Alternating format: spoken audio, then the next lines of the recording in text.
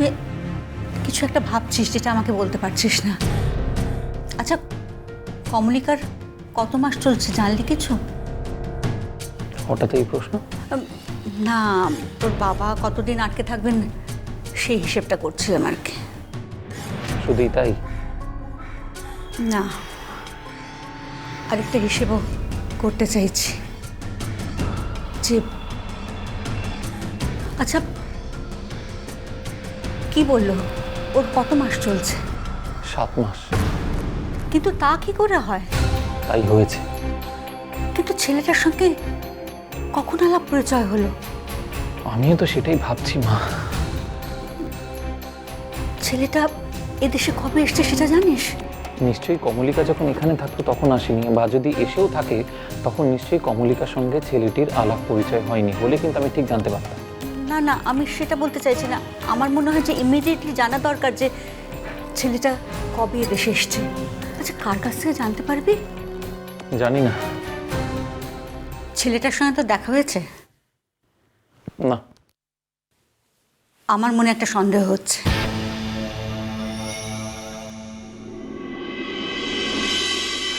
আমি জানি তুই কেন এত আনমনা হয়ে আছিস। তুইও একই কথা ভাবছিস আমি যা ভাবছি। তুমি কি ভাবছো সেটা আমি কি করে জানবো? তুই জানিস, স্বীকার করবি না সেটা আলাদা। আমার মনে হয় পিকলু, বাচ্চাটা আমাদের বাড়ির।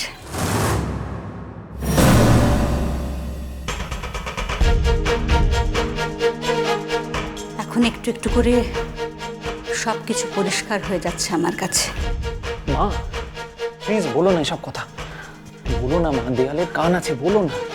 কিন্তু পিকলু, যা তোর তা তুই ছেড়ে দিবি কেন?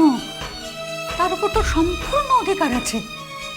আমার কি মনে হয় জানিস, তোর বাবা জানে যে কমলিকার গর্ভে তোর সন্তান আছে, আর তাই জন্য রুষাকে এত নিরুৎসাহ করছে, আর সব ছেড়ে ছুড়ে দিয়ে ওইখানে পড়ে আছে।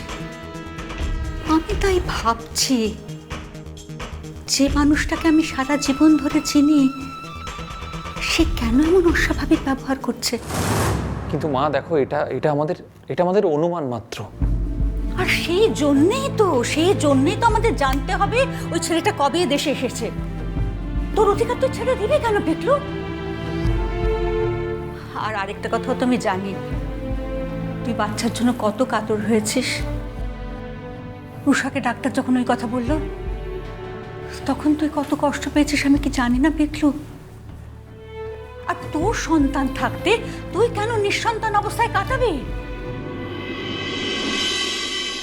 কখনো না।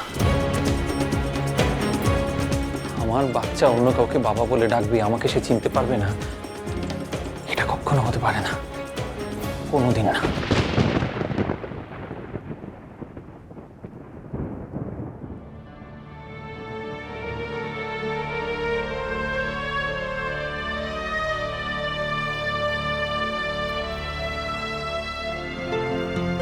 বৌদি, আমি একটা কথা ভাবছিলাম। আমি ভাবছিলাম যে কাল যদি তোমাদের ঠাকুর জামাইকে নিয়ে একবার মেয়ের বাড়ি থেকে ঘুরে আসি কেমন হয়? এটা মন্দ বলনি, এটা তুমি ভালোই ভেবেছো ঠাকুরজি। আর তোমার ছেলের অবস্থা তো দেখতেই পাচ্ছ, সে মেয়ে তো তাকে একেবারে নিজের হাতের মুঠোয় করে নিয়েছে। আর তোমার ছেলেও কমলিকা ছাড়া এখন আর কিছুই ভাবতে পারছে না।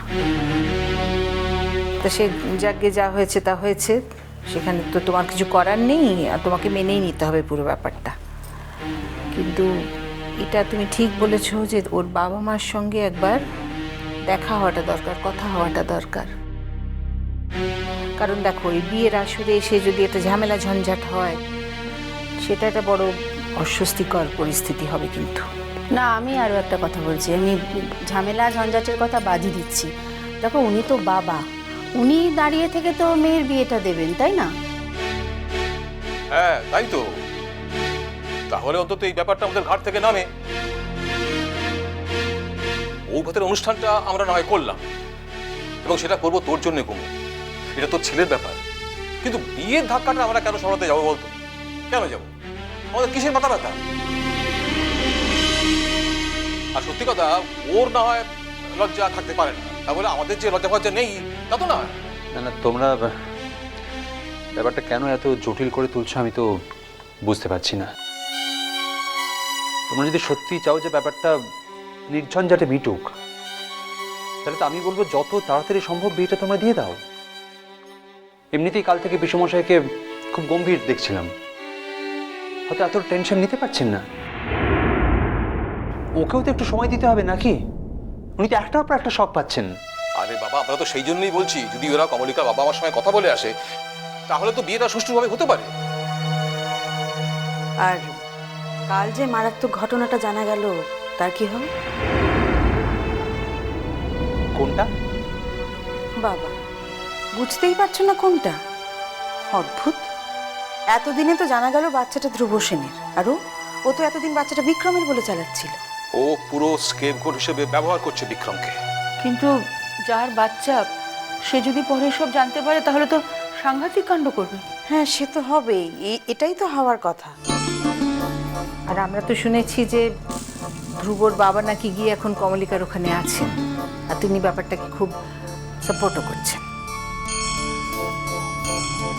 এদিকে ধ্রুব জানে না যে তার বাচ্চাটা, যদি জানতে পারে তখন সে দাবি করবে না?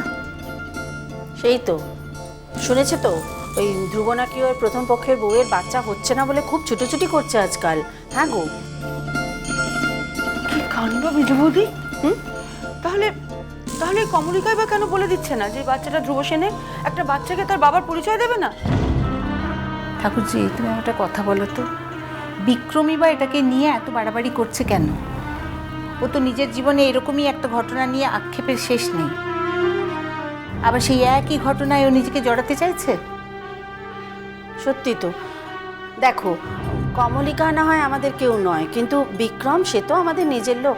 আমরা কিন্তু যা কিছু বলছি বিক্রমের ভালোর কথা ভেবেই বলছি। কমলিকা মনে করছে একটা সাংঘাতিক কাণ্ড করছে, সবাইকে জব্দ করছে একেবারে, তাই ভাইয়াকে এত কষ্ট দিচ্ছে। দেখো পিসিমণি, আমাদের তো পাড়া প্রতিবেশী বলো, বাচ্চা কাচ্চা বলো, সবাইকে নিয়েই থাকতে হয়। আমরা সবার কাছে কি উত্তর দেবো? আর বাড়ির বাচ্চাগুলোই বা আমাদের কাছ থেকে কি শিখবে বলো তো? ঠিকই তো, এ ভারী অন্যায়। দেখো ঠাকুরজি, আজকালকার দিনে ডিভোর্সটা একটা জল ভাত ব্যাপার, অনেকেরই ডিভোর্স হয়। আর ডিভোর্স মানেই যে স্বামী স্ত্রী সমান দোষ থাকে দুজনের, তা তো নয়। হ্যাঁ, আমাদের বাড়িতে অর্চির দোষটা একটু বেশি ছিল, কমলিকাকে বিনা দোষেই এ বাড়ি থেকে চলে যেতে হয়েছে। কিন্তু এই ব্যাপারটাও তো সে একটু ভাববে যে ওর জায়গায় যে এই বাড়িতে বউ হয়ে এসে ঢুকেছে সে তো নিজেরই বোন। আচ্ছা, বোন হোক বা না হোক, আমার কথা হলো, সেদিন যদি ওর মনে এত দুঃখই ছিল তাহলে মহান সাজতে গিয়েছিল কেন? আর এখন বলছে ও নাকি বিক্রমকে ভালোবাসে। ছাই ভালোবাসে না ও বিক্রমকে। ও তো আমাদের বাড়িটাকে ঘুঁটি হিসেবে ব্যবহার করতে চাইছে। আমাদের বাড়িতে অর্চির চোখের সামনে সমস্ত ঘটনা ঘটাতে চাইছে। কেন? তার মানে ওর কাছে অর্চির দাম অনেক বেশি, বিক্রমের কোনো দাম নেই। যদি থাকতো তাহলে ওকে ভাবতো, বিক্রম এই ব্যাপারটাতে মত দিচ্ছে কি না দিচ্ছে সেটা ভাবতো। বিক্রমকে মোটেই ও ভালোবাসে না। না না, আমরা এটা নিয়ে আলোচনা করে কেন শুধু শুধু ওদের বিয়েটা তেতো করে দিচ্ছে তাই তো বুঝতে পারছি না আমি। বিয়েটা যখন ওরা ঠিক করেছে সেখানে আমাদের তো কোনো ভূমিকা নেই, তাই না? তাহলে কেন কথাটা শুধু শুধু পিসিমণিকে বলে পিসিমণির মনটা খারাপ করে দিচ্ছি আমরা? বলে আচ্ছা, কমলিকা একটার পর একটা অন্যায় করে যাবে আর আমরা তার প্রতিকারের কোনো চেষ্টা করবো না?